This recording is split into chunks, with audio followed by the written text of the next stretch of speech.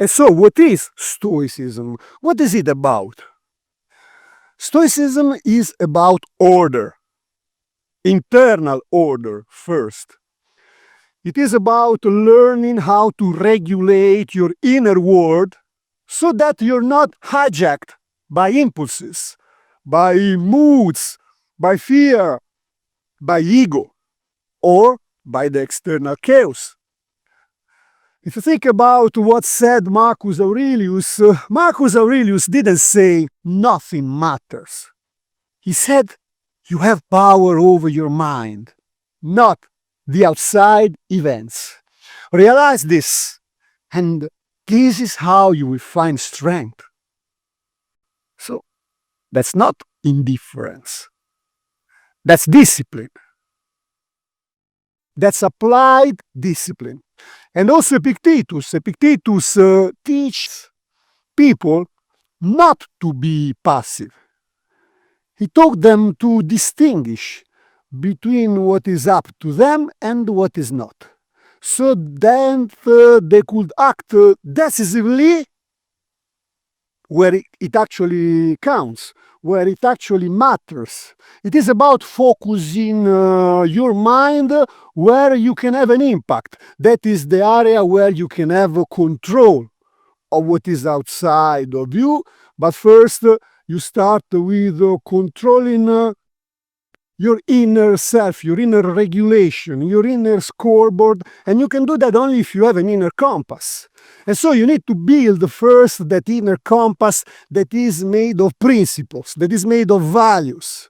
And those principles and those values, they have an hierarchy so that you have priorities in your choices when you have to decide what is right to do.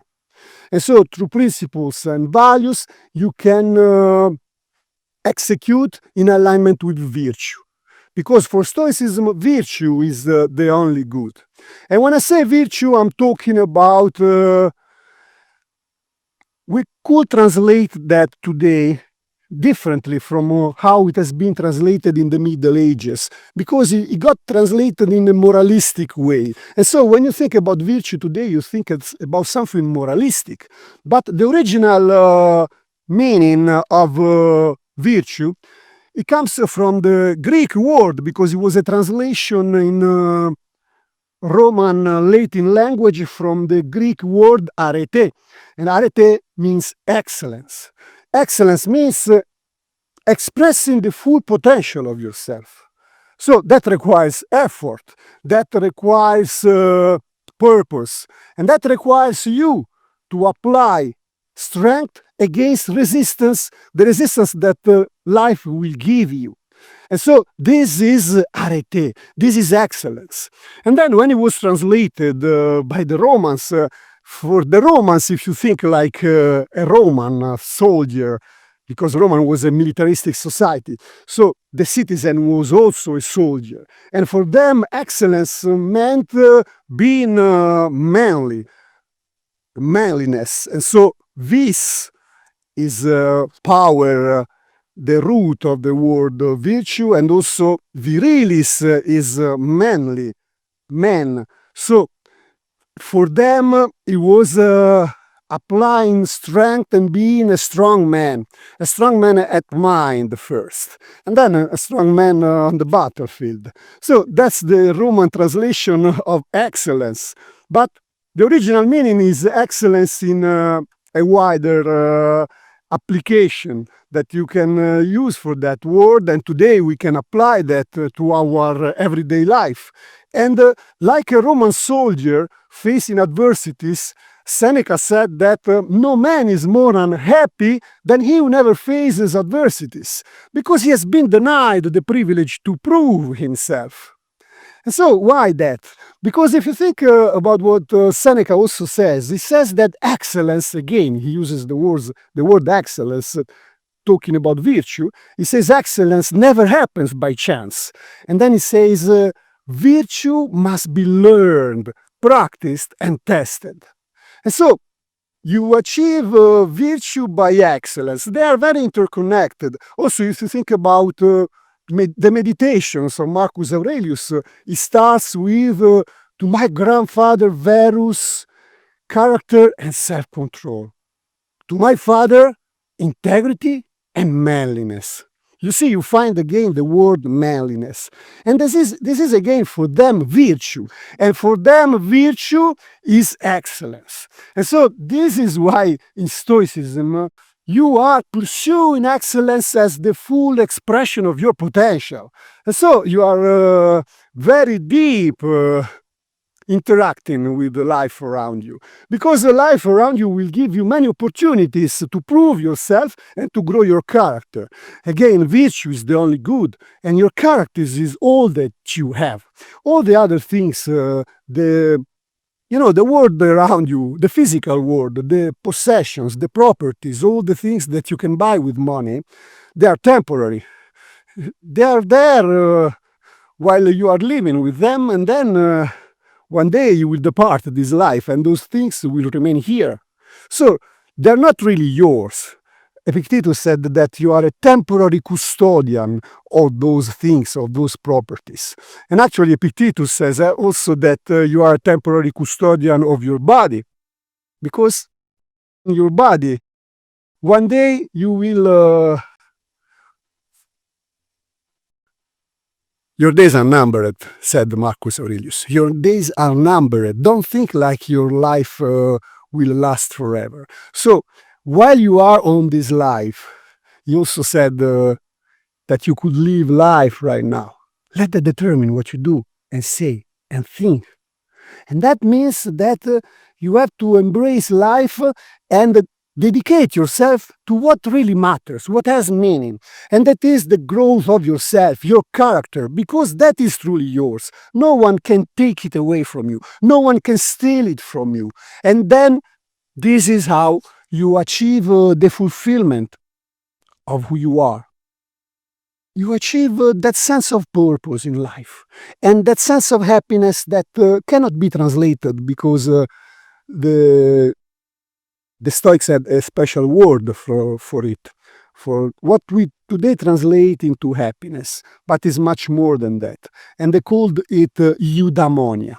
And eudaimonia is happiness, but it's not in the way we understand it today, because today we are happy if we buy something we like, or if we do something we want to do and we are happy, or I don't know, for other reasons like this.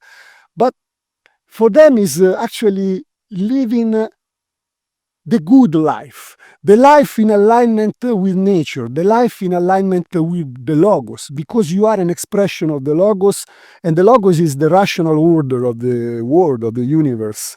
And so, if you live in alignment with it, then you can find that purpose and that fulfillment that we are missing today. You can find meaning in your life. And so, that word, eudaimonia, the best way I found to translate it is the flourishing of your soul, the flourishing of your mind through virtue. Because it's only through virtue, and as I said before, virtue is the full expression of yourself, expressing your full potential. That's what you should work on actively, consistently, because it's a process. It's a path that you walk every day. And so it's not about knowing the path. It's about walking the path. And by the way, this is a quote from Morpheus in the movie The Matrix. He says to Neo that there is a difference between knowing the path and walking the path. And so knowing the path is reading all those books about Stoicism. Again, more selling about Stoicism. And then more quotes that you scroll on social media. But actually you have to act on it. You have to take action, because Stoicism is a virtue-based philosophy. And this means that it's a philosophy that tells you what is right to do. It doesn't tell you all those theoretical, abstract notions that you find in many other philosophies, which could be interesting. It's okay if you like that, go on, read all of that. But Stoicism is for people who needed to know what was the right thing to do. Because they were emperors. They were politicians, they were generals, they were warriors, they were people who were deeply confronted with all the emotions that life forces you to face. And they needed to know what was the right thing to do.